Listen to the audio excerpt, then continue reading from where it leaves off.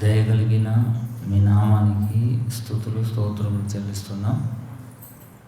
గతించిన కాలమంతయు మమ్మల్ని కాచి కాపాడి మరొక దినమందు ఈ మీ కుమారుడైన పునరుద్ధాన దినమందు మిమ్మల్ని ఆత్మతోనూ సత్యంతోనూ ఆరాధించుటకు మా జీవితంలో మరొక అవకాశాన్ని మాకు ప్రసాదించారు.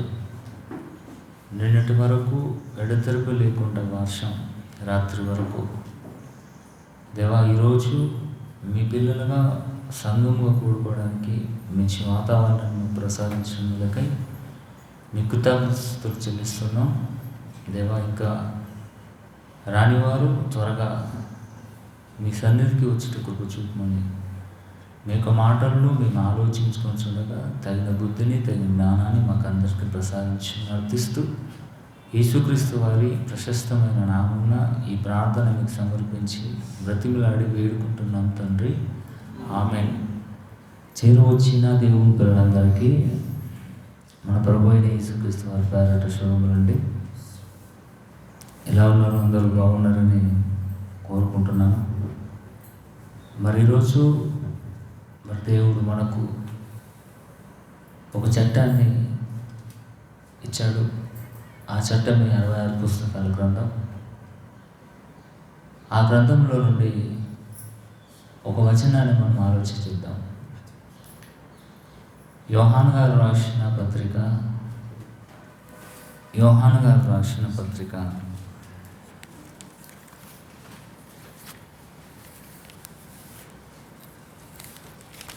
యోహాను సువార్త అండి, క్షమించండి, యోహాను సువార్త 21వ అధ్యాయము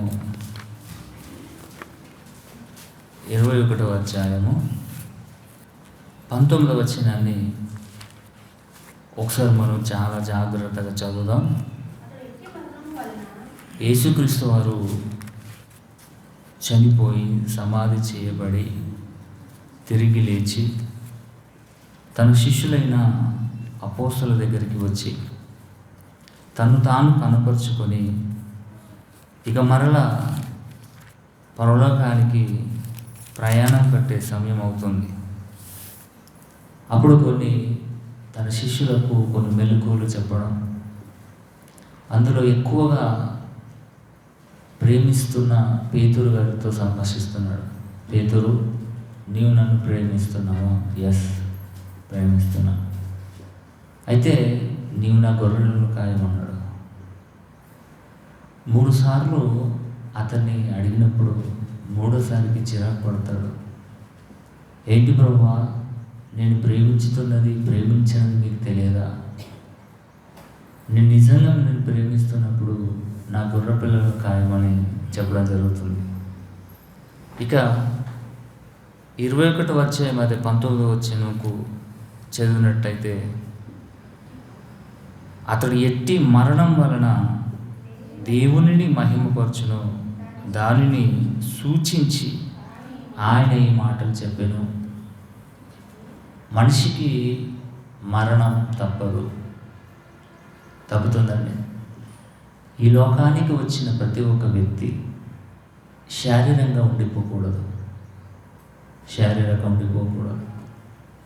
ఏదో ఒక రోజు మరణం అనే పేరున ఈ లోకాన్ని విడిచి వెళ్ళిపోవాలి. మనొక న్యూస్ వచ్చిందండి, అది పాత న్యూస్ అనుకుంటా, మళ్ళీ దాన్ని రిపీట్ చేస్తున్నారు.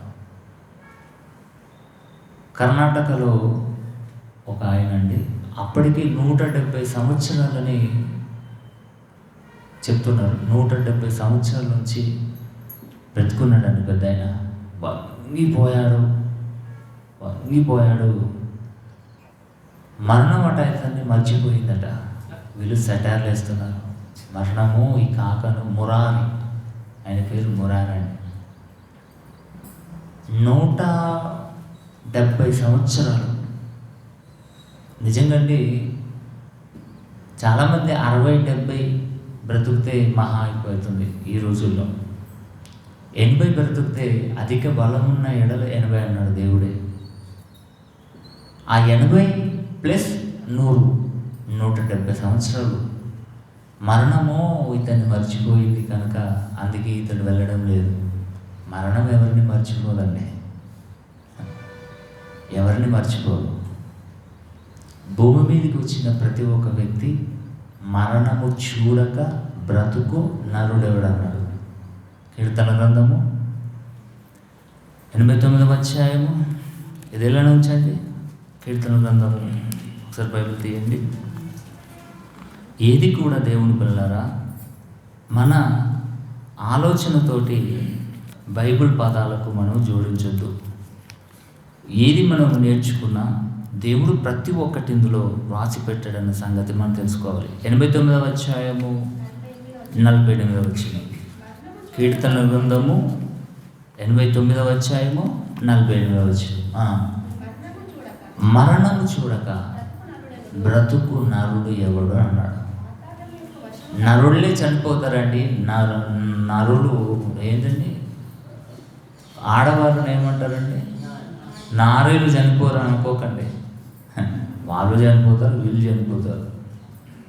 నరులు అని అన్నారు. నరుడు అంటే ఏకవచనం, నరులు బహువచనం. మరణము చూడక నరులు బ్రతుకుడెవరు, బ్రతకగలవారు ఎవరు. తర్వాత పాతాళ వశము కాకుండా ఎవరు తన్ను తాను తప్పించుకుంటారు. అంటే ప్రతి ఒక్కరూ మరణించవలసిందే. ఆ మరణం ఎలా ఉండాలట, దేవునికి మహిమార్థంగా ఉండాలి. నిజంగా అండి, దేవుడు 2 సందర్భాలలో ఆయన మహిమపరచమంటున్నాడు. యేసుక్రీస్తు వారు భూమి మీదకి వచ్చి, దేవా నీ చిత్తాన్నంతా నేను నెరవేర్చాను, నిన్ను భూమి మీద మహిమపరిచాను అన్నాడు. మరణంలో కూడా దేవుడట మహిమపరచబడాలి. ఎలా మహిమపరచబడతాడు చెప్పండి? ఎలా మహిమపరచబడతాడు? మహిమపరచబడాలి అంతే. ప్రతి ఒక్కరికి మరణం ఉంటుంది, ప్రతి ఒక్కరు చనిపోవాలి. 60, 70 సంవత్సరాలు, 80, మహా అయితే 90, 100 ప్రతి ఒక్కరూ ఈ శరీరాన్ని విడిచి ఆత్మల లోకానికి వెళ్ళవలసిందే. ఆ వెళ్ళే సమయం వస్తుంది చూడండి, అది ఏ రకంగా వస్తుందో తెలియదు. చాలామంది సహజ మరణాలు అంటారు. సహజ మరణాలు ఏంటంటే కూర్చుండి ఇలానే నిద్రించడం, మరణించడం. నడుస్తున్నాగానే పడిపోయి స్పాట్ చనిపోవడం, లేక హార్ట్ అటాక్ వచ్చి చనిపోవడం. హార్ట్ అటాక్ సహజ మరణం కాదు, అదొక వ్యాధి. అంతే కదండి. చూడండి, షుగర్లు, బీపీలు, అల్సర్లు, రోగాల చేత పీడితులై లోపల ఉన్న ఆర్గాన్స్ అన్ని దెబ్బైపోయి చనిపోతారు. అంతే కదా. ఏదో విధంగా మనిషి ఈ భూమిని విడిచిపెట్టబడాలి. ఇక యేసుక్రీస్తు వారు సిమోను పేతురును ఎందుకు అంత నొక్కి వక్కానించాడు? మరలా 21వ అధ్యాయము యోహాను సువార్త. ఒకసారి తిరిగి ఇక్కడికి రండి. 21వ అధ్యాయము 17వ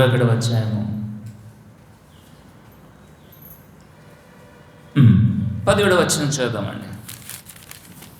ఇందాక 19వ వచనం చదువుదాం కదండి. 17వ వచనం. 3వసారి ఆయన, యోహాను కుమారుడవైన సీమోను, నన్ను ప్రేమించుచున్నావా?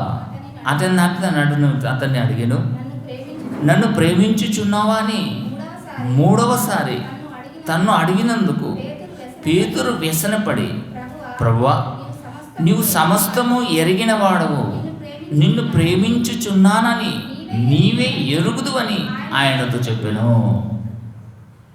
సమస్తం ఎరిగిన యేసుక్రీస్తు వారే మరలా ఎందుకు 3వసారి అడిగాడంటే, ఇప్పుడు చెప్తున్నాడు చూడండి కిందికి.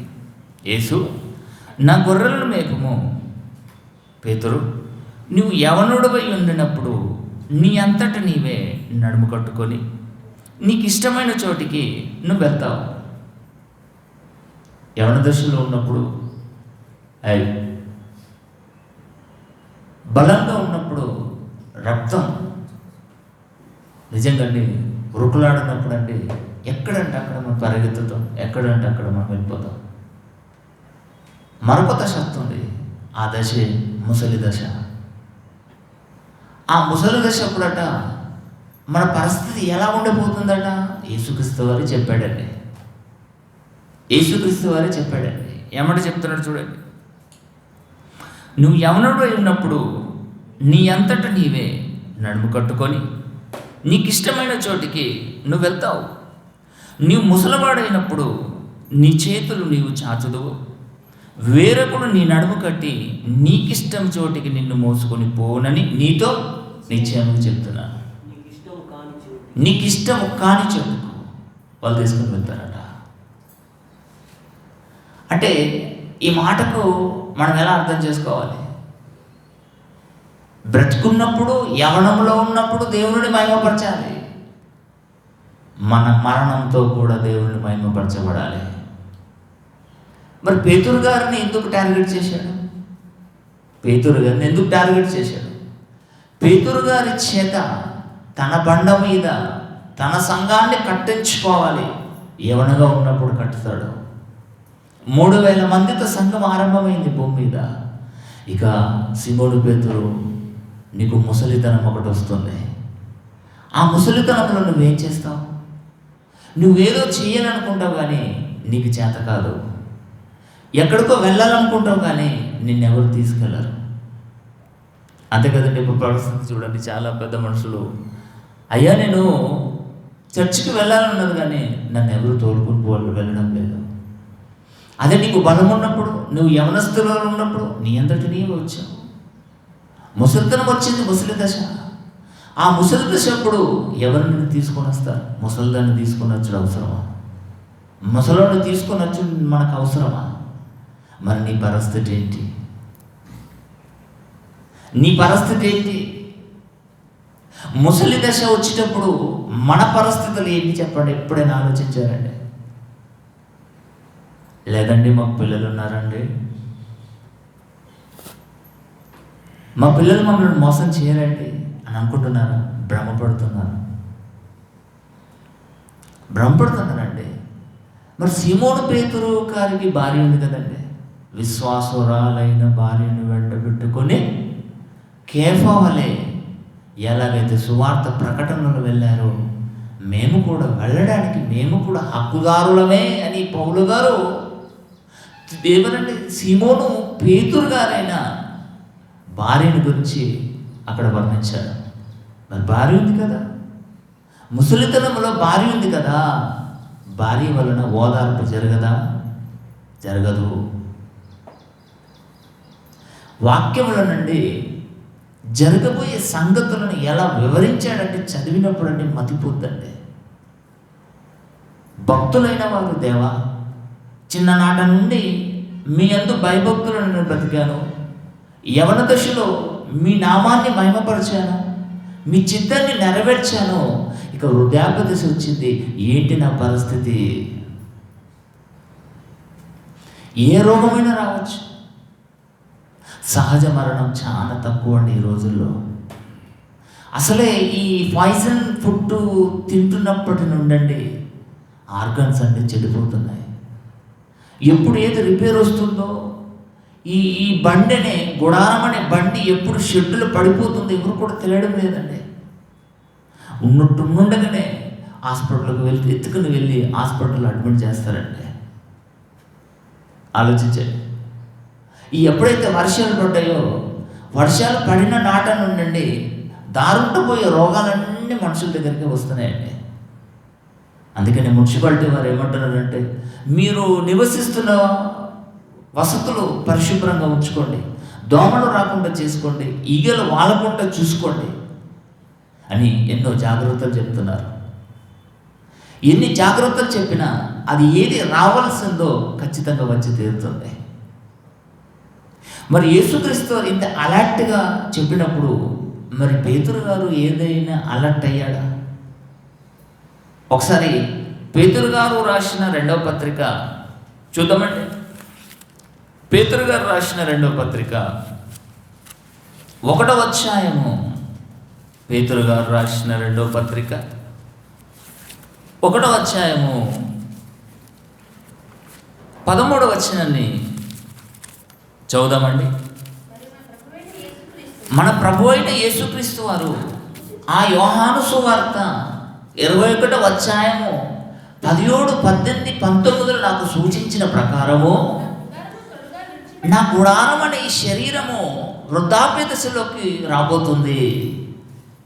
వృద్ధాప్యంలోకి వచ్చిన తర్వాత నేను ఎక్కడికి వెళ్ళలేను, ఎక్కడికి 1 కిలోమీటర్ నేను తిరగలేను, ఎవరికి నేను సువార్త ప్రకటించలేను, నా వలన ఎవరికి ఉపకారం ఉండదు. అదండి ఈరోజండి తల్లిదండ్రులు బలంగా ఉండి పని చేసినప్పుడు కోడలు సంతోషిస్తుంది, కొడుకు సంతోషిస్తాడు. ఎప్పుడైతే బలం ఉడిగిన తర్వాత కోడల మీద కొడుకు మీద ఆధారపడడం వచ్చిందనుకోండి, ఓర చూపులు చూస్తారండి.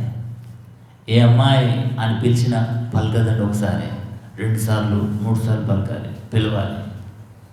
ఏరా నాయన అని అబ్బాయిని పిలుస్తాడు తండ్రి, ఒక్కసారి పలకడండి, 2వసారి పలకడు. చెప్పు. మరి నీ తల్లిదండ్రులు బలంగా ఉండి పనిచేసి డబ్బులు ఉల్టా నీకే ఇచ్చినప్పుడు డాడీ గారు గౌరవం, అత్తయ్య గారు, మామయ్య గారు వినతి, వినయం. అంటే బెల్లం ఉన్నప్పుడు ఈగలు, బెల్లం లేకుంటే ఈగలాలే అండి. అందుకనే ఈ మధ్య చాలా మంది వృద్ధాప్యం దశలో ఉన్నవారు వృద్ధాప్యంలోకి వస్తామని పెన్షన్స్ కానీ డబ్బులు కానీ బ్యాంకులో డిపాజిట్ చేసుకుంటున్నారు. ఎందుకంటే ఎవరి మీద ఆధారపడకూడదు. మీరు బ్రతుకున్నంత వరకు నేను బ్రతుకున్నంత వరకు మీరు. వెళ్ళిపోతే ఇద్దరు ఒకటేసారి వెళ్ళిపోరు కదండి. ఒకసారి వస్తున్నారు ఆ భూమి మీదకి, అలానే ఇద్దరు ఒకేసారి వెళ్ళేటప్పుడు పెళ్ళి ఒకటేసారి చేసుకుంటారు. భార్య భర్తలుగా ఇద్దరు ఒకే శోభనం గదిలోకి వెళ్ళిపోతారు. ఇద్దరు ఒకేసారి వారి దాంపత్య జీవితాన్ని ఆరంభిస్తారు. కానీ చనిపోయేటప్పుడు మరణం మనుషులను విడదీస్తుంది. అది ఎప్పుడు విడదీస్తుందో, ఎప్పుడు మరణిస్తారో, ఎప్పుడు ఎవరు ముందు వెళ్ళిపోతారో తెలియదండి. కానీ దేవుని పిల్లారా, పేతురు గారికి చెప్పిన మాట పేతురు గారు గుర్తుంచుకొని ఇక్కడ మాట్లాడుతూ, నా గుడారమును త్వరగా నిన్ను విడిచిపెట్టవలసి వచ్చినది ఎరిగి సమయం. అందుకనే చాలామంది 40 దాటాయంటే నాది నాది నాది వయస్సు తగ్గుతుంది, ఆయుష్ తగ్గుతుంది అని కొందరు ప్రిపేర్ అవుతారండి. తినే వస్తువుల కాడ కానివ్వండి, చేసే పనుల కాడ కానివ్వండి, జాగ్రత్త పడతారు. ఎందుకంటే వయసు మీద పడుతుంది కాబట్టి చాలా జాగ్రత్త పడాలి. దేవుడిచ్చిన అవయవాలతో బలంగా ఉన్నప్పుడు, యవన దశలో ఉన్నప్పుడు ఏమంట దేవుడికి మన అవయవాలతో దేవుడు మహిమపరచబడ్డా. ఇప్పుడు ఇక వృద్ధాప్యంలోకి వెళ్ళిపోతున్నాం. ఒకరి మీద ఆధారపడే దశ తప్ప నా మీద ఎవరు ఆధారపడరు. అందుకని పేతురు గారు ఈ గుడారము త్వరగా విడిచిపెట్టవలసి వచ్చినదని ఎరిగి, ఈరోజు క్రైస్తవులమైన మనం, యేసుక్రీస్తును ధరించిన మనం ఈ పేతురు గారి మాట ఆదర్శంగా తీసుకోవాలి. ప్రతి ఒక్కరికి ముసలితనం రాబోతుంది. ప్రతి ఒక్కరు వృద్ధాప్యంలోకి రాబోతున్నారు. వృద్ధాప్యంలోకి రాకముందే దేవుడి పని ఎంత చెయ్యాలో, దేవుడిని ఎంత భూమి మీద మహిమపరచాలో మహిమపరచడానికి ప్రయత్నం చేయండి. ఇది యేసుక్రీస్తు వారు పేతురు గారిని సూచించి సమాజానికి చెప్పిన మంచి మెసేజ్.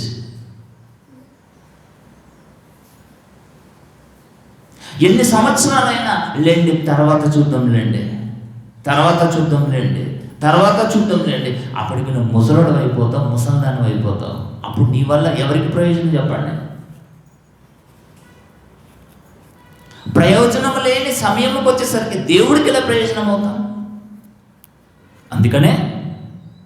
అందుకనే నేను ఈ గుడారములో ఉన్నంత కాలము ఈ సంగతులను జ్ఞాపకము చేసి మిమ్మల్ని రేపుట న్యాయమని ఎంచుకొనుచున్నాను.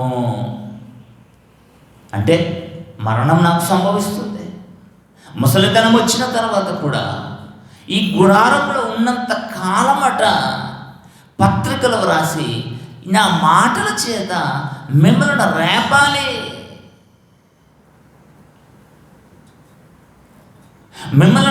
రేపాలి, పదే పదే ఈ మాటలు మీరు చదువుకుంటూ ఉంటే మీరు కూడా నాలాగానే మీ గుడారంలో ఉన్నంత వరకు రాబోయే తరాలను రేపుతూ ఉంటారు.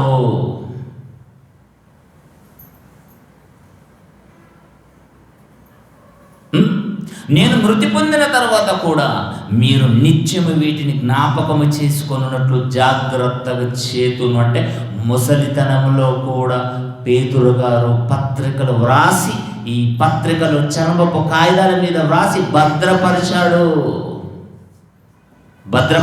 కాబట్టి నేటికి 2000 సంవత్సరాలు సుమారు తర్వాత కూడా పేతురు గారి మాటలను మరలా రిపీట్ చేస్తూ చదువుకుంటున్నామంటే ఆయన ముసలితనంలో కూడా పనిచేశాడని మనకు అర్థమవుతుంది.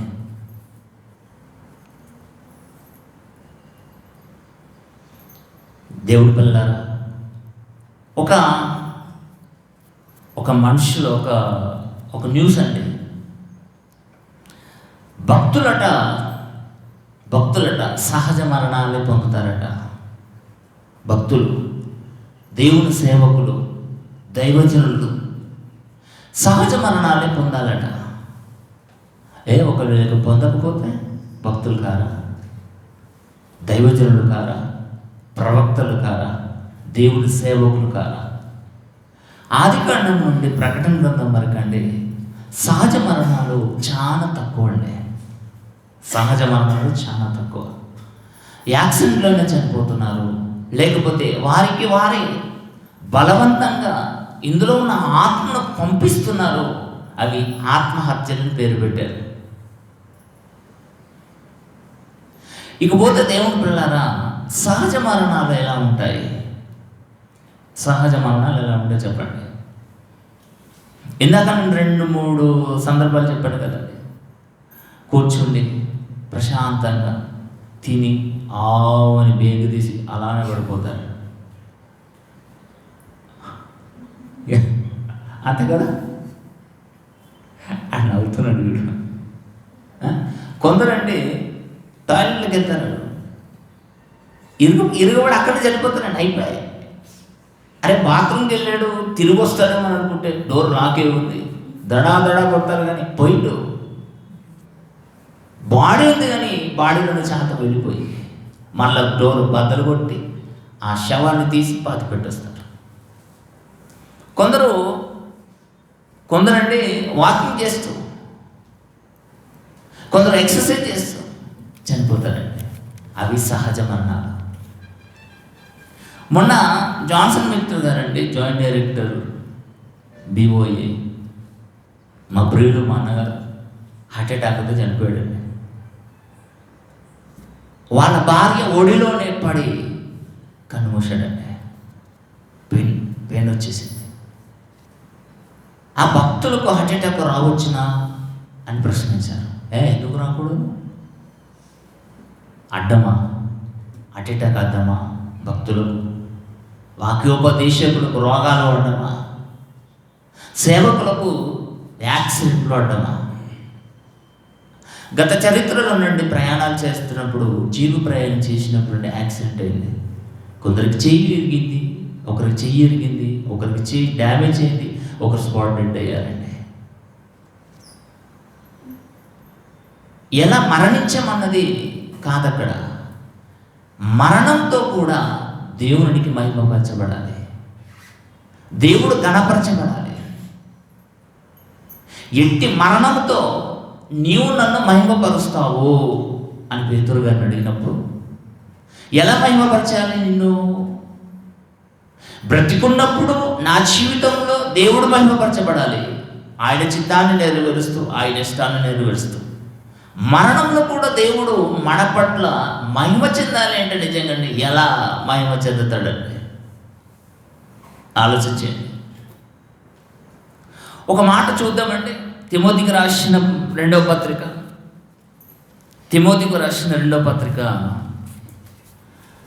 పౌలు గారు తిమోతికి రాసిన రెండవ పత్రికలో 4వ అధ్యాయము 6వ వచనాన్ని ఒకసారి చూద్దామండి, చదువుదామండి. 6వ వచనం. పౌలు గారు, నేనిప్పుడే ప్రాణమును అర్పించడానికి సిద్ధపడ్డాను. అంతే కదండి. ప్రాణార్పణం అంటే ఏంటండి? ప్రాణాన్ని అర్పించడానికి టైం అవుతుంది. నేను వెడలిపోయి సమయము ఆసన్నమవుతుంది. భక్తులు చూడండి, నా గుడారాన్ని విడిచిపెట్టే వలసే సమయము ఆసన్నమైందని అక్కడ పేతురు గారు చెప్పాడు. ఇక్కడ పౌలు గారు, నేను వెడలిపోయే సమయం ఆసన్నమవుతుంది.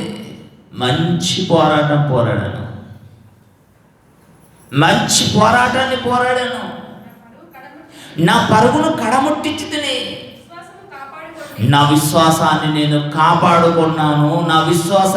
కాపాడుకున్నాను. దేవుడు నా పట్ల మహిమపరచబడ్డాడు. ఇప్పుడు నేను పానార్పణంగా పోయబడుతున్నాను. నేను వెడలిపోయే సమయం ఆసన్నమవుతుంది. నేను ఎలా చనిపోతానో నాకు తెలియదు. నిజంగా దేవుని పిల్లలారా, చాలామంది రోమా సామ్రాజ్యం ప్రభుత్వంలో కొందరు హిస్టరియన్స్ ఫలానా ఆయన ఇలా చనిపోయాడు, అలా చనిపోయాడు హిస్టరీలు తీస్తున్నారే కానీ బైబిల్లో ఒకవేళ దేవుడు పౌలు గారు హతసాక్షుడు అయ్యాడంటే రాయించాడు కదా, రాయించాడు వాడ కదా. ఇప్పుడు చూడండి, యాకోబును ఖడ్గంతో నరికించాడు, రాయించాడా లేదా? ఎవరండి బాప్తిసం ఇచ్చి యోహాను తలను ఛేదించారు, రాయించాడా లేదా? యోహాను గారిని పప్పాసు దీపంలో పరవాసిగా పెట్టారు, రాయించాడా లేదా? మరి పౌలు గారి మరణము ఎలా జరిగిందో రాయించినప్పుడు మనం ఎందుకు మాట్లాడాలండి? పౌలు గారు తన మరణం గురించి ఏమంటున్నాడంటే, నేను ఇప్పుడే పానార్పణంగా పోయబడుతున్నాను, నేను వెడలిపోయే సమయం ఆసన్నమవుతుందని అన్నాడు. ఎలా వెడలిపోయాడు? ఎలా మరణించాడు? సహజ మరణమా? ఛేదించారా? చంపేశారా? ఏం చేశారు? ఎవరికి కూడా తెలియదు. ఒకవేళ అది మనకు అవసరం ఉంటే బైబిల్లో దేవుడు దాన్ని కూడా మెన్షన్ చేసి పెట్టేవాడు. మనకు కావాల్సింది ఒకటే, తన మరణంతో కూడా దేవుని మహిమపరిచాడు.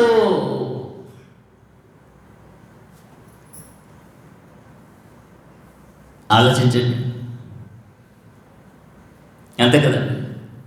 భక్తుల మరణాలు సహజ మరణాలు లేవండి. చాలా 90%, 10% అక్కడక్కడ ఆదికాండం నుండి ప్రకటన గ్రంథం వరకు యేసుక్రీస్తు అటువంటి మహా నాయకుడికే సహజ మరణం పొందలేడు, సెలవు మరణం పొందాడు, చంపబడ్డాడు.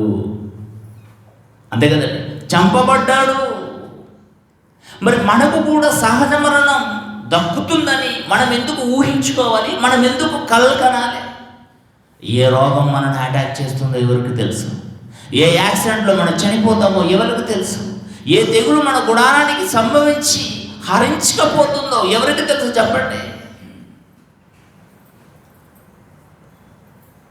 అంటే ముందు జాగ్రత్తగా దేవుడు ఈ మాటలను మనకు రాయించి ధైర్యపరుస్తున్నాడు. నాయన, నువ్వు ఏ రకంగా అయినా నువ్వు చనిపోవాలి. నువ్వు చనిపోతేనే నీ ఆత్మ పరదేశికి నేను తీసుకుని వెళ్తాను. మరణం ఎలా వస్తుందో, ఏ రూపకంగా వస్తుందో ఎవరికి కూడా తెలియదండి. ఊహించామండి, జాన్సన్ విక్టర్ గారు హార్ట్ అటాక్తో చనిపోతారని ఎవ్వరు కూడా ఊహించలేరని, ఊహించలేని మరణం సంభవించింది జాన్సన్ విక్టర్ గారికి. తెలుసండి. ఎవరంటే హైదరాబాద్లో విజయ్ కుమార్ అండి ప్రిన్సిపల్ గారు వాక్యం నిలబడి మాట్లాడుతూ అడ్డం పడిపోయి హార్ట్ అటాక్తో చనిపోయాడండి. అలాగ ప్రేమ కుమార్ ఎంతమంది అండి, ఎంతమంది భక్తులకు సహజ మరణాలు లేవు. దేవుని పని చేసేవారికి, దేవుని మహిమపరిచే వారికి సహజ మరణాలు చాలా తక్కువ. యేసుక్రీస్తు అటువంటి రక్షకుడికే సహజ మరణం దక్కనప్పుడు క్రీస్తును ధరించిన మనకు సహజ మరణాలు ఎలా దక్కుతాయి చెప్పండి? చాలామంది కోరుకుంటారండి, దేవా నాకు మంచి చావు కావాలి. ఎవరి చేతుల్లో నేను పడిపోకూడదు దేవా అని ప్రార్థన చేస్తాను. ఏం జరగబోతుందో ఎవరికి తెలుసా? ఏం జరగబోతుందో ఎవరికి తెలుసు? అంటే దీపం ఉన్నప్పుడు ఇల్లును చక్కబెట్టుకోవాలి అంటే మనకు తెలివి, ఓష్ అంటారే, ఇవన్నీ సత్తా, ఈ అవయవాల బలము, రక్తం ఉన్నప్పుడే ఎంతగా దేవుణ్ణి చిత్తాన్ని భూమి మీద నెరవేర్చాలో నెరవేర్చి పక్కకు తప్పుకోవాలి. ఇక మరణం సంభవించే రోజుల్లో ఎలా ఉండబోతుందో ఎవరికి కూడా తెలియదు. కొందరండి భక్తులు దేవుడి కోసం ప్రాణత్యాగాలను, ఆస్తి త్యాగాలను, తన జీవితాలను త్యాగం చేసిన వారే ఈరోజు మనుషుల చేతులలో సేవింపబడుతున్నారు. ఛీ, నువ్వు బ్రతకడం ఎందుకొని దుమ్మెత్తిపోస్తున్నారు. వారి పరిస్థితి ఏంటి చెప్పండి? మన పరిస్థితి ఎలా కాబోతుందో ఎవరికి తెలుసు? ఎలా తెలుసండి? హెబ్రీయులకు రాసిన పత్రిక 11వ అధ్యాయము, హెబ్రీయులకు రాసిన పత్రిక 11వ అధ్యాయము 36వ వచనాన్ని చదువుదామండి. 36వ వచనం. మరియు కొందరు తిరస్కారములను, కొరడా దెబ్బములను, మరి బంధకములను, ఖైదీలను అనుభవించిరి, రాళ్లతో కొట్టబడిరి, రంపములతో కోయబడి చంపబడిరి. ఇవి సహజ మరణాలండి. చంపబడ్డారు, రాళ్లతో కొట్టబడి చంపబడ్డారు. ఒక స్టెఫెన్ కానివ్వండి, రంపాలతో కొయ్యబడి చంపబడ్డారు, తలలు శిరచ్ఛేదన చేయబడ్డారు. ఒక యాకోబు కానీ, ఒక బాప్తిస్మిచ్చి యోహాను కానీ, ఎంతమంది అంటారా? భక్తులలో ఎక్కువ శాతం సహజ మరణాలు లేవండి. అయినా వారి మరణాలతో దేవుని మహిమపరిచారండి. దేవుని పిల్లలారా, భూమి మీదకి వచ్చిందే దేవుని చిత్తాన్ని నెరవేర్చడానికి, భూమి మీదకి వచ్చిందే దేవుని మహిమపరచడానికి. 2 సందర్భాలలో మనము దేవుడు మన పట్ల మహిమపరచబడాలంట. అదే హెబ్రీయులకు రాసిన పత్రిక 2వ అధ్యాయము 6వ వచనం చూద్దామండి. 2వ అధ్యాయం, హెబ్రీయులకు రాసిన, కాదండి, ఫిలిప్పీలకు రాసిన పత్రిక, ఫిలిప్పీలకు రాసిన పత్రిక 2వ అధ్యాయము 5వ వచనాన్ని చూద్దామండి. 5వ వచనం. క్రీస్తు యేసునకు కలిగిన ఈ మనస్సు మీరును కలిగి ఉండండి. ఎవరైతే క్రీస్తును ధరించిన క్రైస్తవులారా, క్రీస్తుకు కలిగిన మనస్సు మీరు కూడా కలిగి ఉండాలి, మనము కూడా కలిగి ఉండాలి. ఎలానట? ఆయన దేవుని స్వరూపము కలిగిన వాడై ఉండి దేవునితో సమానముగా ఉండుట విడిచిపెట్టకూడని భాగ్యమని ఎంచుకొనలేదు కానీ, దేవుని స్వరూపము దాల్చిన ఆ యేసుక్రీస్తు వారు ఆ స్వరూపాన్ని వదిలి మన కోసం వచ్చాడు. మనము ఏదైనా దేవుని కంటే గొప్పది ఏదైనా మన జీవితంలో అడ్డంకంగా ఉంటే దానిని కూడా మనం విడిచి రావాలి అని అర్థం. అంతే కదండి? అది ఏదైనా సరే, అది విద్య, అది ఉద్యోగం, అది బుద్ధ, ఏదైనా సరే ప్రతిదీ. అలానే ఉద్యోగం చేసుకోకూడదని దేవుడు చెప్పలేడు, చదువుకోకూడదని దేవుడు చెప్పలేడు. ప్రతిదీ ప్రతి దానికి కొన్ని లిమిట్స్ ఉంటాయి. లిమిట్స్ క్రాస్ చేయకూడదు. తర్వాత ఇంకేమంటారు చూడండి, మనుషుల పోలికగా పుట్టి దాసుని స్వరూపమును ధరించుకొని తన్ను తానే రిక్తునిగా చేసుకొనెను. రిక్తునిగా చేసుకొనెను అంటే తగ్గించుకున్నాడు. ఒక దేవుని కుమారుడై ఉండి మనుషుల పోలికగా భూమి మీద పుట్టడం ఏంటండి? అహం ఎక్కడ అడ్డు రాలేదా యేసుక్రీస్తు వారికి? అహం ఎక్కడ అడ్డు రాలేదంటే ఈ రోజుల్లో మనుషులను చూడండి, అహం అడ్డు వస్తుంది. నేను ఇంతటి వాడును, నేను అంతటి వాడును, వెళ్ళి నేను అక్కడ కూర్చోవాలా అని అహం అడ్డు వస్తుంది. కేవలం భూమి మీదనే. ఇదేంటంటే 2 ఫీట్లు ఎత్తులు నేనున్నాను, 2 ఫీట్లు నదులో మీరున్నారు. ఎక్కడ కూర్చుంటే ఏంటంటే, మీ అందరూ నా వైపు చూడాలని నేను ఇక్కడ కూర్చుని మీకు చెప్తున్నాను. ఈ దానికి కూడా మనుషులు తట్టుకోలేకపోతున్నారు. మరి యేసుక్రీస్తు వారైతే దేవుని స్వరూపాన్ని వదిలి దేవుని కుమారుడిగా విడిచిపెట్టుకొని మనుషుల రూపకంగా పోలికగా పుట్టి మనుషులతో పాపులతో ఉన్నాడు. శంకరులతో పాపులతో ముందే చెప్పాడు, క్రీస్తుకు కలిగిన మనస్సు మీకుండాలి. ఈరోజు క్రైస్తవులందరూ పాటించవలసిన ప్రక్రియ ఇది.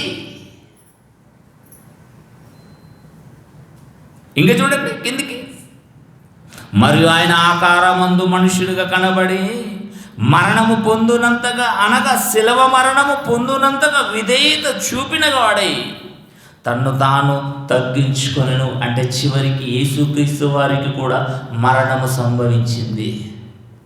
ఆ మరణము ఘోరాతి ఘోరమైన శిలవ మరణం, సహజ మరణం కాదు. సహజ మరణం కాదండి.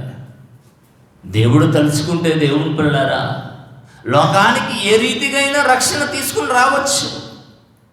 యేసుక్రీస్తును ఏ రకంగా అయినా చంపేయచ్చు. కానీ క్రూరమైన శిలువ మరణాన్ని ఎందుకు యేసుక్రీస్తు వారికి ఆపాదించాడు దేవుడు? అలాంటి మరణం మనకు సంభవిస్తుందా? అలాంటి మరణం మనకు సంభవించిన తట్టుకునే గలిగే సత్తా మనకుందా?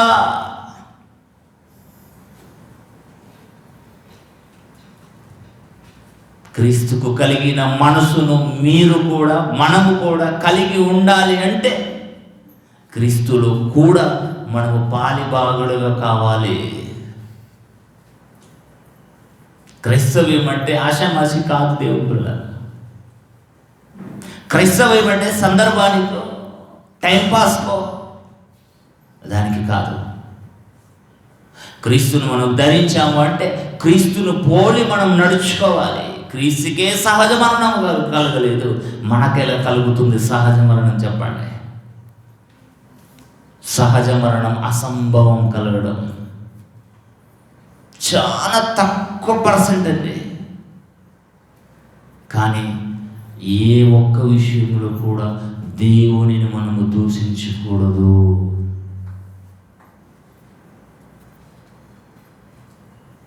ఆలోచించండి. ఏ ఒక్క విషయంలో కూడా దేవునిని మనం నిందించకూడదు.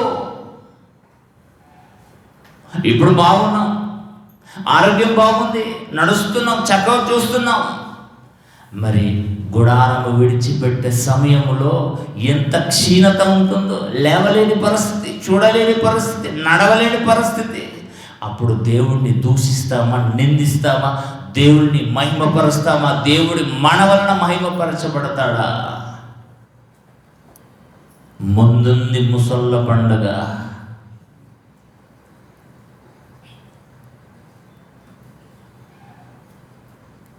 ఊహించలేరు కదా, ఎప్పుడు ఊహించలేరు కదా. ఇప్పటి నుండి ఆలోచించండి, కలలు కనండి. రాబోయే జీవితము, రాబోయే దినాలు, ముసలితనము, మరణించే దినాలు ఎలా ఉండబోతాయి దేవా అని దేవుడికి ప్రార్థన చేయండి. ఆ దినాలను నేను తట్టుకుంటానా, నిలబెడతానా, లేకపోతే నేను వెడలిపోతానా? చివరి వరకు, అంతము వరకు సహించిన వాడే రక్షింపబడనన్న మాట ఉత్తుత్తి మాట కాదు. చిన్న చిన్న విషయంలోనే మనం తప్పిపోతాం మర్రా. అప్పుడు మనకు రొట్టెగరు, అప్పుడు మనం సహవాసంలో కూర్చున్నాం, అప్పుడు మన సంఘంలో కూడుకోము. మరెలా మనకు పాప విమోచన జరగాలి అంటే ఎలా? ఎవరు మనకు రొట్టె ద్రాక్షం ఇచ్చి అందిస్తారు చెప్పండి?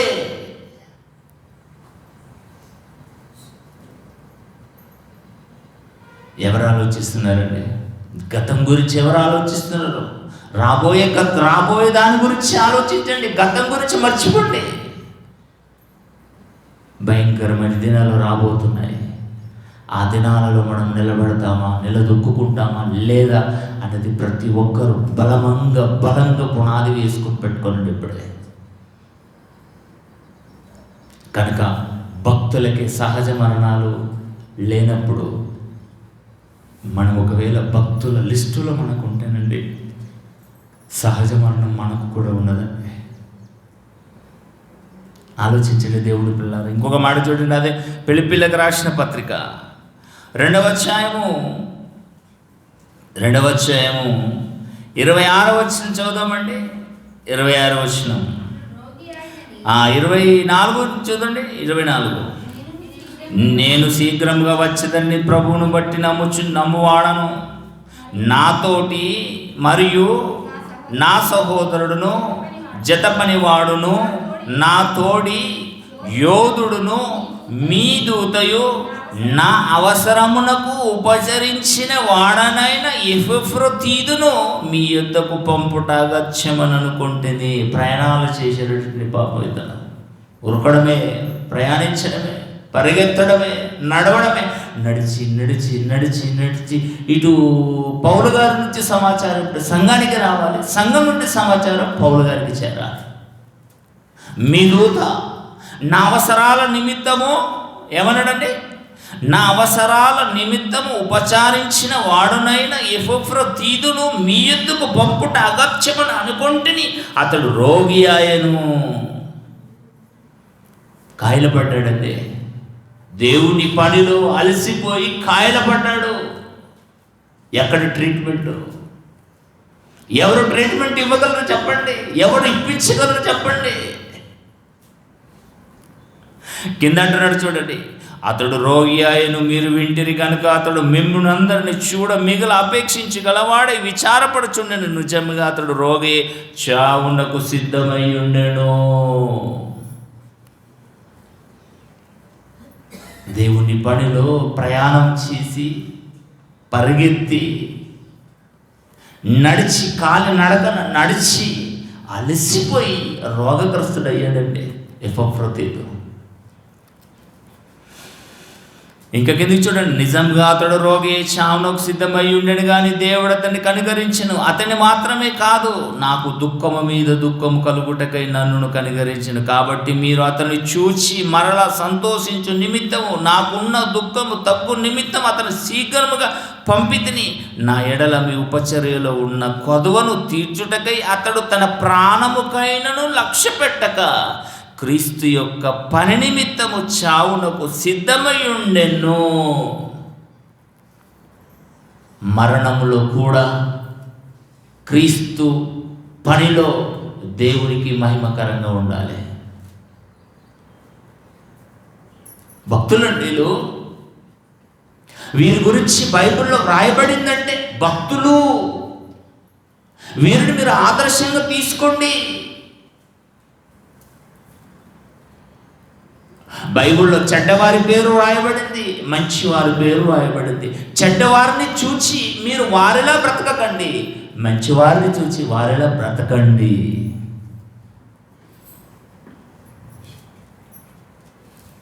దేవుడి పిల్లలారా, మరి మన పరిస్థితి ఎలా ఉండబోతుందో ఎవరైనా ఆలోచించాలి. ఇప్పటిదే కాదు, గతించిపోయింది కాదు, రేపటిదాని గురించి ఆలోచించాలి. ఇవన్నీ మాటలు వింటూ ఉంటే ఏమర్థమవుతుందో చెప్పండి? ఇంతవరకు నా ఆయుష్ని ఎవరి కొరకు నేను దారపోసాను, ఇంతకాలము దేవుడిచ్చిన కాలం ఎవరి కోసం నేను దారపోసాను, ఇంతకాలం ఇంత వయసు వచ్చింది, ఈ వయసులో ఇంతవరకు దేవుడు నా పట్ల ఏదైనా మహిమపరచబడ్డాడా? నన్ను బట్టి ఆయన చిత్తాన్ని నేను భూమి మీద నెరవేర్చానా? ఆయన సత్క్రియలలో ఏ ఒక్కటైనా చేశానా? చేద్దాము అని అనుకునే వారికి ఇది గొడ్డలు పెట్టు కావాలి, సమాజానికి, ప్రపంచానికి.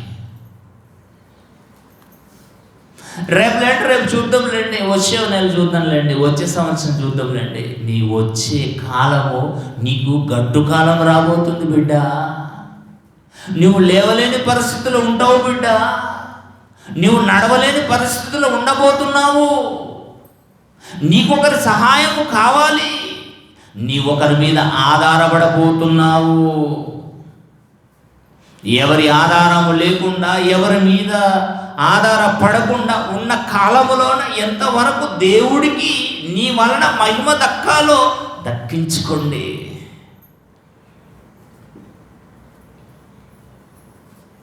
నిజంగా దేవుడి పిల్లలారా, క్రీస్తు పూర్వము ప్రవక్తల కాలంలో ఒక ప్రవక్త గురించి మనం ఆలోచన చేద్దామండి. రాజుల మొదటి గ్రంథము, దయచేసి తీయండి. రాజుల మొదటి గ్రంథము 19వ అధ్యాయము. రాజులు మొదటి గ్రంథము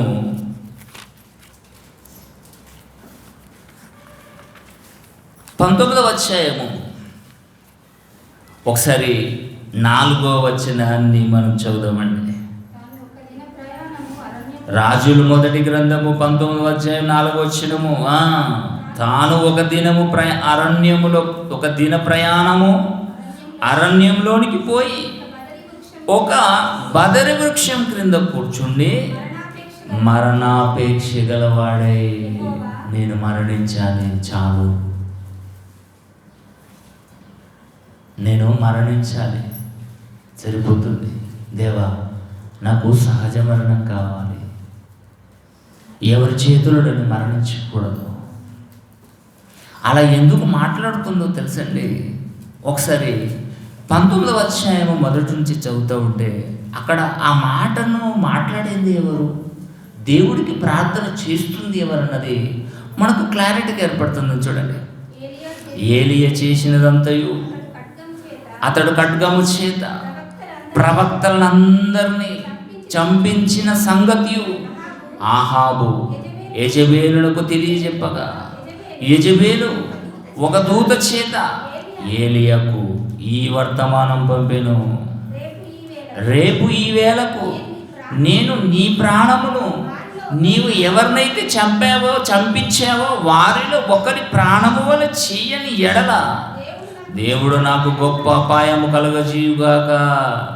కాబట్టి అతడు ఈ సమాచారము తెలుసుకొని లేచి తన ప్రాణమును కాపాడుకొనుటకై పోయి, ప్రాణాన్ని కాపాడుకొనడానికి ఎందుకు పారిపోయాడో తెలుసండి. యెజెబెలు చేత నేను చంపబడకూడదు. యెజెబెలు ఒక దుర్మార్గురాలు, యెజెబెలు ఒక పాపిష్టిది, దాని చేతిలో నేనెందుకు చంపబడాలి? కనుక నా ప్రాణాన్ని నేను కాపాడుకుంటానే ప్రయాణం కట్టాడు. చూడండి, కాబట్టి అతడి సమాచారం తెలుసుకొని లేచి తన ప్రాణము కాపాడుకొనుటకై పోయి యూదా సంబంధమైన బెయేర్షెబాకు చేరి అచ్చట ఉండమని తన దాసునితో చెప్పి తాను ఒక దిన ప్రయాణం అరణ్యంలోనికి పోయి ఒక బదిర వృక్షం కింద కూర్చుండి మరణాపేక్ష గలవాడ యెహోవా, నా పితరుల కంటే నేను ఎక్కువ వాడను కాను, ఇంత మట్టుకు చాలును, నా ప్రాణము తీసుకొను అని ప్రార్థన చేస్తున్నాడు. ప్రాణం ఎవరి వశంలో ఉంది? దేవుని వశంలో ఉందండి. యెజెబెలు చంపాలని ప్రయత్నం చేసింది, కానీ యెజెబెలు చేతి నుండి దేవుడు ఏలియాను రక్షించాడు, కాపాడాడు. దేనికి తెలుసండి? ఇక ఏలియా ఏమనుకుంటున్నాడంటే, ఇక నేను విశ్రాంతి తీసుకోవాలి, నా గుడారాన్ని నేను విడిచిపెడతాను, సరిపోతుంది ఇంతవరకు చేసిన పని, దేవానికి ఒక నమస్కారం అని పెట్టాడు. ఇక గుడారాన్ని నేను విడిచిపెట్టబడతాను, ఇక నేను వెడలిపోయే సమయం నాకు కూడా ఆసన్నం అవుతుంది, నన్ను చంపడానికి యెజెబెలు నన్ను తరుముతుందంటే నేను కూడా చనిపోయే క్షణాలు, దినాలు, గంటలు దగ్గరకు వస్తున్నాయి. అందుకే దేవా, నన్ను నువ్వు చంపేసే, నా ప్రాణంను నువ్వు తీసుకో అని ఎలా అడుగుతున్నాడండి. ఏలియాలాగా అడిగే సత్తా, అడిగే గట్స్ మనకు ఉన్నాయండి. ఆలోచించేయండి దేవుడి పిల్లరా, ఎన్ని చేశాడు. దేవుడి కోసం మహారోషంగా నిలబడిన ఏలియా, దేవా ఇంతవరకు చాలు, నా ప్రాణంలో దయచేసి తీసుకున్నావా. ప్రార్థన చేయగలమండి.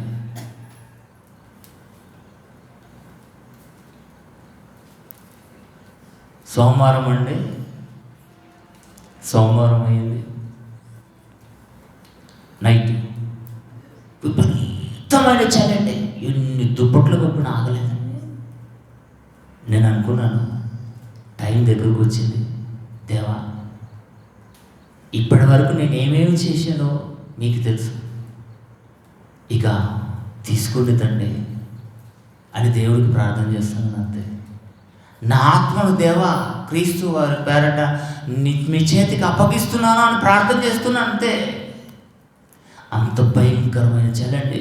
శ్వాస తీర్చుకోవడానికి కూడా వశపడడం లేదు నాకైతే. పిల్లలందరూ లేచారు, మావిడ లేచి దుప్పట్లు కప్పుతున్నారు, ఒకరి మీద ఒకరు పడుకుంటున్నారు, కానీ ఆగడం లేదండి. అంటే మనిషి మరణించేటప్పుడు ఇంతకంటే వికలంతో చనిపోతాడని అర్థమైంది. ఏ సమయము మనిషిని మరణం కబడిస్తుందో ఎవరు కూడా తెలియదండి. ఫస్ట్ టైం నా లైఫ్లో రావడం.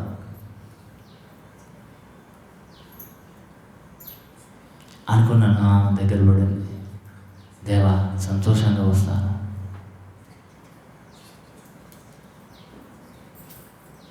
ఏలీ కూడా ప్రార్థన చేశాడు, దేవా సరిపోతుంది తండ్రి నేను వస్తాను అంటే దేవుడు రానియలేడండి. నువ్వు పుట్టిన నుండి ఎంత పని చేసావో, నీకు శక్తికి మించిన పని ఉంది కాబట్టి యెజెబెలు చేతుల నుండి నిన్ను కాపాడాను. కనుక నేను చూపిస్తాను, ఆహారం తిను, ఆహారం తిని నిన్ను నడుము కట్టుకో, నీ దిన ప్రయాణం చేయన్నాడు. 40 దినాలు 40 రాత్రులు మరల ప్రయాణం చేశాడండి ఏలీ గారు. వృద్ధాప్య దశలో మంచి మరణం ఇచ్చాడు. అగ్ని రథాల చేత కొనుక్కోబడ్డాడండి. అడుగుతున్నావా? ప్రాణం తీసుకోమని అడుగుతున్నావా? తీసుకుంటాను, కంగారు పడకు. కానీ ఒక చిన్న పని ఉంది నీతో. ఏమంటారు చూడండి, కిందికి 7వ వచనం చూడండి. అయితే యెహోవా దూత రెండో మారు వచ్చి అతన్ని కొట్టి, నీ శక్తికి మించిన ప్రయాణం నీకు సిద్ధమై ఉంది ఏలియా. ఏంటి ఇప్పుడే వస్తానంటే ఏంటి? నీతో పని ఉంది, నీతో ఇంకా పని ఉంది. నీవు చేసే పనులు ఇంకెవరు చేయరు, అది నీ పనే. అంటే దేవుని పని మనం చేయాలనుకున్నప్పుడు అది నా పని అని చేయాలి. మనలో ఎవరో ప్రత్యేకంగా వచ్చి దేవదూత ద్వారా దేవుడు మనకు చెప్పడు. సత్కార్యములు చేయటకై మనం సన్నద్ధులై ఉండాలి. అలా భోజనం చేసి ఏం చేశాడంటే, అతడు లేచి భోజనం చేసి ఆ భోజనం బలము చేత 40 రాత్రులు ప్రయాణం, 40 రాత్రులు పగళ్ళు ప్రయాణం చేశాడంటే. ప్రయాణం అంటే పరిగెత్తడమే. ఒక్కొక్కడికి కాదు, ప్రయాణం. 40 రాత్రులు 40 పగళ్ళు ప్రయాణం చేశాడు అంటే నిజంగా హ్యాట్సప్ అండి ఏలీ గారికి.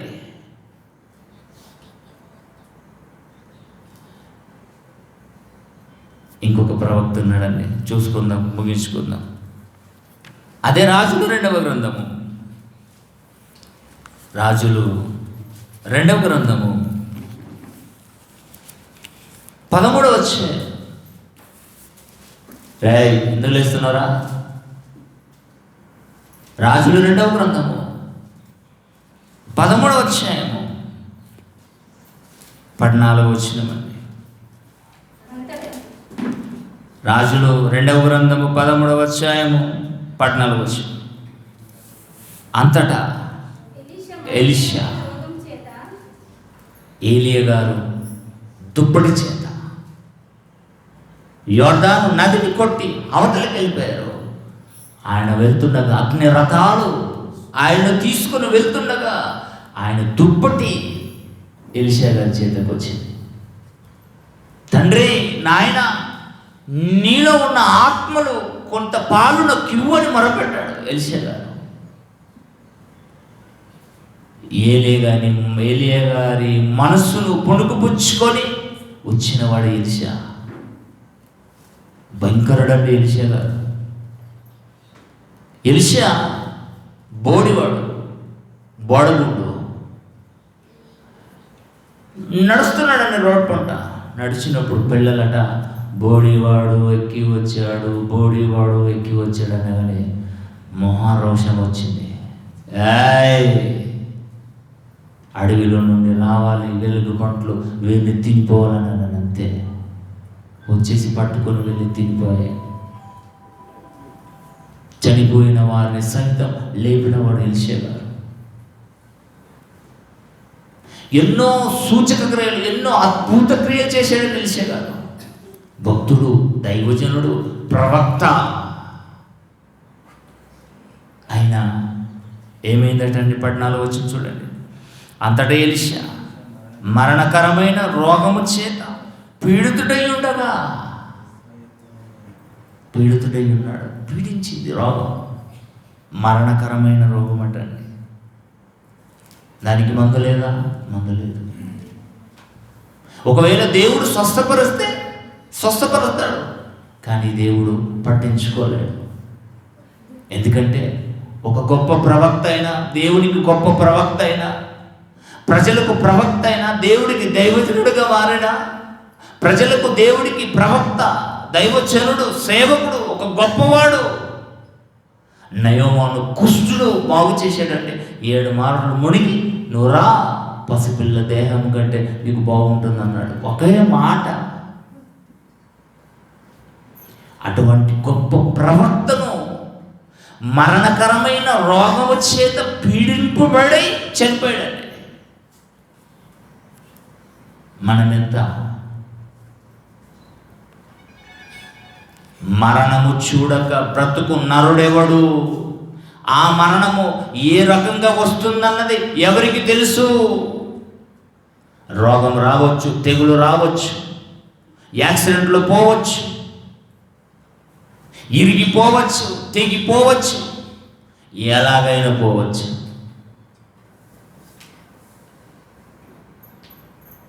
కానీ సమయాన్ని సద్వినియోగం చేసుకోవాలి ప్రతి ఒక్కరూ. ఒక క్షణం విలువ, క్షణం పోయిందంటే తిరిగి దానిని కొనాలన్నా కోట్లు పెట్టి తిరిగి దాన్ని కొనాలన్నా ఆ క్షణం మనకు దొరకదండి. అంత విలువైన సమయాన్ని మనం ఎలా గడుపుతున్నాం? ప్రపంచం ఎలా గడుపుతుంది? ఈనాటి క్రైస్తవులు ఎలా గడుపుతున్నారు? దేవుడి పిల్లలు ఆలోచన చేయండి. ఎలీషా అంతటా ఎలీషా మరణకరమైన రోగము చేత పీడితుడై ఉండగా ఇశ్రాయేలు రాజైన యెహోయాషు అతని యుద్ధకు వచ్చి అతను చూచి కన్నీరు విడుచుచు, నా తండ్రి, నా తండ్రి, ఇశ్రాయేలు వారికి రథమును రౌతులను నీవే అని ఏడ్చినంత మాత్రాన ఆ మరణకరమైన రోగం ఎలీషాను వదిలిపోలేదు. మహాప్రవక్తనండి. ఏలియా గారి తర్వాత ఎలీషా ప్రవక్త, ఇశ్రాయేలు ప్రవక్త. రోగం వచ్చింది, రోగం పీడించింది, రోగం చేత పీడింపబడ్డాడు. ఎన్ని రోజులు, ఎన్ని సంవత్సరాలు, ఎన్ని నెలలు, గడువు అక్కడ రాయబడలేదు. ఎన్ని దినాలు మంచాల పడ్డాడు పాపం. ఎవరు ఆదరించారని చూడండి. భార్య, పిల్లలు ఎవరున్నారు చెప్పండి.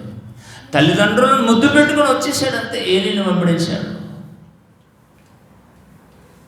తెలుసు కదండి ఎలీషా ఎలా వచ్చాడో తెలుసు కదండి. తల్లిదండ్రులు తన దున్నేటప్పుడు ఏలియా వచ్చాడు. ఏలియా రాగానే నా తల్లిదండ్రులు ముద్దు పెట్టుకొని నేను వస్తాను, నీకు ఆటంకం లేదు, పర్వాలేదు రా అన్నాడు. ఒకసారి ఏలియాను వెంబడించడం ఆరంభించాడు అంటే తన చావు వరకు దేవుణ్ణి విడిచిపెట్టలేడు ఎలీషా గారు.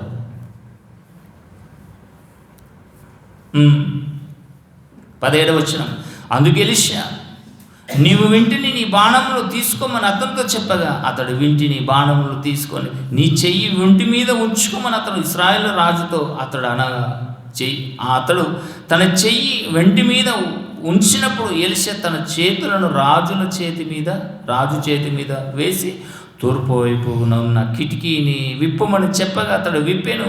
అతడు ఎలీషా బాణములు వేయమని చెప్పగా అతడు బాణములు వేసాను. జరగబోయే తంతు రాజుకు తెలియజేసి మరణించాడండి. కిందికి చూడండి, ఇంకా 19వ వచనం, అందు నిమిత్తం 20వ వచనం అని తర్వాత ఎలీషా మృతి పొందగా వారు అతని సమాధిలో ఉంచిరి.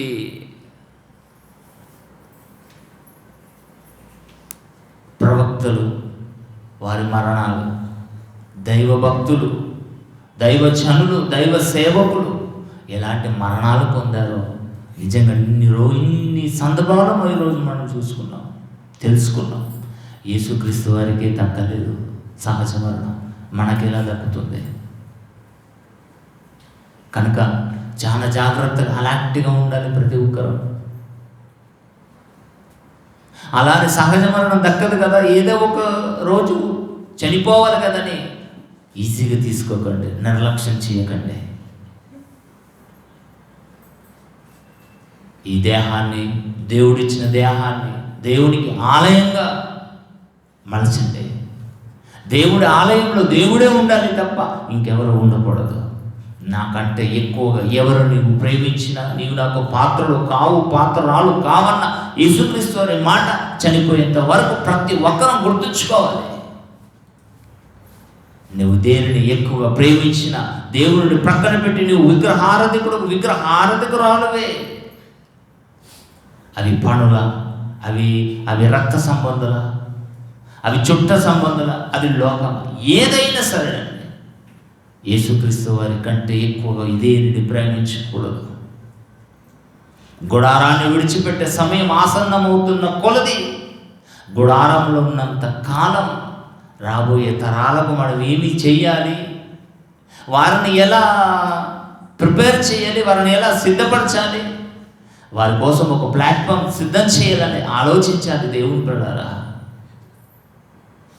ఇక మనకు ముసలితనం వచ్చిందంటే మనల్ని ఎవరు పట్టించుకోరు. ఆ చివరి జీవితంలో, ఆ చివరి దశలో నిలబడమా, తొలగిపోతామో ఎవరు కూడా తెలియదు. కనుక ఆలోచించండి, వృద్ధాప్య దశ రాబోతుంది. లెట్స్ సీ, వెయిట్ చేయండి దానికోసం. ఆ వృద్ధాప్య దశలో మనం నిలదొక్కుంటామో నిలదొక్కుకోమో చెప్పండి. నిజంగా ఎప్పుడు కూడా ఒక సంగతి కలిసి వేస్తుందండి. తాండ్రాలలో మన తమ్ముడు సురేష్ వాళ్ళ అమ్మగారండి, అమ్మగారు కానివ్వండి, నాన్నగారు కానివ్వండి, అది పుట్టుకతో వచ్చిందండి. సాయంత్రం అయ్యేసరికి ఎక్కువ వాళ్ళకు కనబడదండి. వాళ్ళున్న చోటు నుండి ఎక్కడికి కూడా కదలలేరండి. ఇప్పుడు వాళ్ళ అన్నగారు వయసులో ఉన్నాడు కాబట్టి ఓకే, అమ్మగారికి అయితే వృద్ధాప్యం వచ్చింది. ఏంటి పరిస్థితి చెప్పండి? అలానే మన కళ్ళు ఎప్పుడు తేజస్సుగా ఉంటాయని అనుకోకండి. మన కళ్ళు కూడా మసమబారి కోల్పోతాయి. కళ్ళను కాపాడుకోండి, కాళ్ళను కాపాడుకోండి, చేతులను కాపాడుకోండి, అవయవాలను కాపాడుకోండి, ముఖ్యంగా మనసును కాపాడుకోండి. కలవరపడకుండా ప్రతి ఒక్క విషయంలో ఆలోచించకండి. ఏది ఆలోచించినా, ఏ పని మనం చేసినా మన అవయవాలతో దేవుణ్ణి మహిమపరచాలి. దేవుడు మన పట్ల మహిమపరచబడాలి, అంతే. ఎట్టి మరణముతో దేవుడిని నీవు, నేను, మనము, ప్రపంచం, క్రైస్తవులు మహిమపరచగలుగుతారో? ప్రశ్న. అలా మహిమపరచబడకపోయినా మనకు పరలోకం దక్కదర్రా. కనుక మన మరణముతో దేవుణ్ణి మహిమపరచాలి. ఎలా మహిమపరుస్తామో దేవుడు మన చేతుల్లోనే పెట్టాడు.